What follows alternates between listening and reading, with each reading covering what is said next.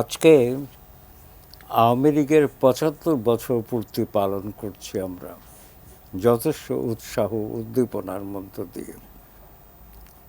কিন্তু একটি কথা আহমদ ছফা বলতেন, আহমদ ছফার সঙ্গে আমি ঘনিষ্ঠ ছিলাম বলেই তাকে বলতে শুনেছি। তার মধ্যে কিছুটা, তার উক্তির মধ্যে, মন্তব্যের মধ্যে কিছুটা অতিরঞ্জনও ছিল, আমার কাছে তাই মনে হয়েছে। কিন্তু বাস্তবতা যে একেবারে নেই তা বলা যায় না। তিনি বলতেন আওয়ামী লীগ যখন জেতে তখন আওয়ামী লীগ শুধু একাই আওয়ামী লীগই জেতে, জিতে, হ্যাঁ, যখন হারে তখন বাংলাদেশ তখন গোটা বাংলাদেশ হারে। কথাটার মধ্যে বাস্তবতাও ছিল, আমি অস্বীকার করি না। তবে সুভাষ সিংহ রায় যে কথাগুলো বললেন তাতে জনগণ লগ্ন, বাঙালি লগ্ন আওয়ামী লীগের কথা আমরা শুনেছি। এই কথাটা অন্তত ৭১ পর্যন্ত বঙ্গবন্ধুর নেতৃত্বে বাংলাদেশের বাঙালিদের গড়ে তোলার ক্ষেত্রে মুক্তির লক্ষ্যে বঙ্গবন্ধুর অবদান মানে অনস্বীকার্য রয়ে গেছে বলে আমি মনে করি। ইতিহাস স্বীকৃত সত্য। আচ্ছা, তারপরে আরেকটা কথা আমি বলেছিলাম বঙ্গবন্ধুর কথা বলে, যে আত্মসমালোচনা করুন, সংযম করুন, আত্মশুদ্ধি করুন। এই কথাটা তিনি বলতেন নেতা কর্মীদের। এবং আমি এখন তো তেমন কথা বলার কেউ নাই, অন্তত আমি বলছি আওয়ামী লীগকে যে আয়নায় মুখ দেখে আজকে ৭৫ বছরে আপনারা সেই কাজটি করুন আর কি। অন্তত এই জন্যে যে আমার প্রত্যাশা প্রাপ্তি সমীকরণ করতে হবে। অন্তত আওয়ামী লীগ কিন্তু বিকল্পহীন দল, বাংলাদেশের একমাত্র প্রাচীন বৃহত্তম জনগণ লগ্ন। আর একটা কথা বলে রাখি, শেখ মুজিবুর রহমান ১৯৬৯-এ ২৩শে ফেব্রুয়ারি বঙ্গবন্ধু বলেন, বঙ্গবন্ধু শেখ মুজিবুর রহমানের নেতৃত্বে ১৯৫৩ পরে আওয়ামী লীগ জনগণের মধ্যে লগ্ন হয়েছিল, তার আগে কিন্তু হয়নি। আমার মুরব্বীদেরকে আমি দেখেছি নাক সিটকাতে যে আওয়ামী লীগ দিয়ে কিছু হবে না আর কি, এ তো বিত্তবানদের দল। তো কিন্তু সেই বিত্তবানদের দলেই কি হলো সেটা আমরা জানি।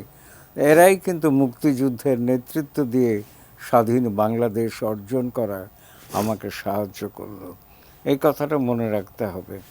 অবশ্য বাংলাদেশের জনগণ সাথে ছিল বলেই সেটা সম্ভব হয়েছে। বঙ্গবন্ধুর নেতৃত্বে যখন কথা বলি তখন আমরা একই সঙ্গে বলি যে জনগণ ছিল। বঙ্গবন্ধু কোনো এক ব্যক্তি এককভাবে নেতৃত্ব দিতে পারেন না। জন সি ম্যাক্সওয়েলের একটা কথা আমি মাঝে মধ্যেই উদ্ধৃত করি বিভিন্ন প্রসঙ্গে, যে a leader is one who knows the way, travels the way and shows the way. Bangabandhu সেই নেতা যিনি এই তিনটি কাজ করেছিলেন আর কি। এবং সেই ১৩১৪ দিন তিনি সময় পেয়েছিলেন স্বাধীন বাংলাদেশে। সেই সময় তিনি যা করে গেছেন তারই ধারাবাহিকতায় আজও বাংলাদেশ চলমান। তবে হ্যাঁ, ৭৫ থেকে ৯৬ একটা ছেদ পড়েছিল, সেটা আমি স্বীকার করব, ইতিহাসের অংশ।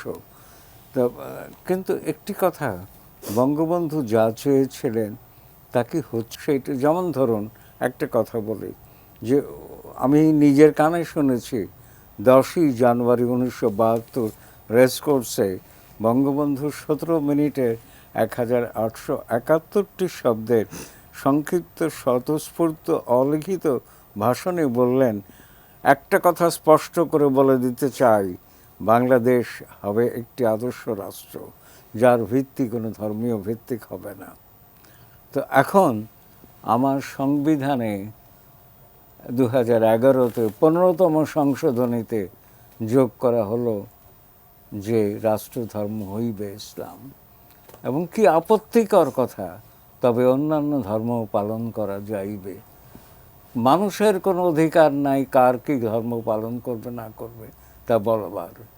তো সেই জন্যে বঙ্গবন্ধুর আদর্শ থেকে আমরা সরে আসলাম যখন ওই সংশোধনী করলাম, এক। দুই, বাংলাদেশে ধনবৈষম্য এখন অর্থনীতিবিদরা তথ্য পাত্র দিয়ে বলেন যে প্রায় 80 ভাগ। বাজারে গেলে আমি তো বাজার করতে পারি না, আমি বাজার করতে পারি না, আপনি পারেন কিনা আমি জানি না, সুভাষ পারে কিনা আমি জানি না, আমরা পারি না। আমার খাবার তালিকা থেকে অনেক কিছু বাদ পড়ে গেছে। তো এক ধনবৈষম্য, মূল্যস্ফীতি সব কিছু মিলিয়ে আমি চিড়িয়া চাপটা। তো বঙ্গবন্ধু তো এটা তো চাননি।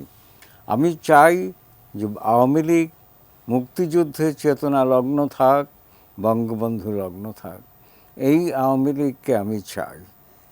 কিন্তু আপোষকামী বা পরিবর্তনের একটা কথা আছে যে 75 বছর আগের আওয়ামী লীগ আর এখনকার আওয়ামী লীগ, এই পরিবেশ পরিস্থিতির আওয়ামী লীগ হ্যাঁ, এক সময়ের হতে সাথে পারে না, পাল্টাবে, কিন্তু মৌলিক জায়গায় তো থাকতে হবে। কিন্তু মৌলিক পরিবর্তন হয় না।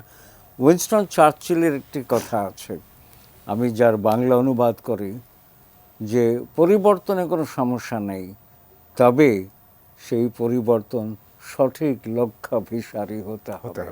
জি। তো আমার পরিবর্তন হচ্ছে, কিন্তু সঠিক লক্ষ্যাভিসারী হচ্ছে কিনা জি, সেটা নিয়ে আমার প্রশ্ন।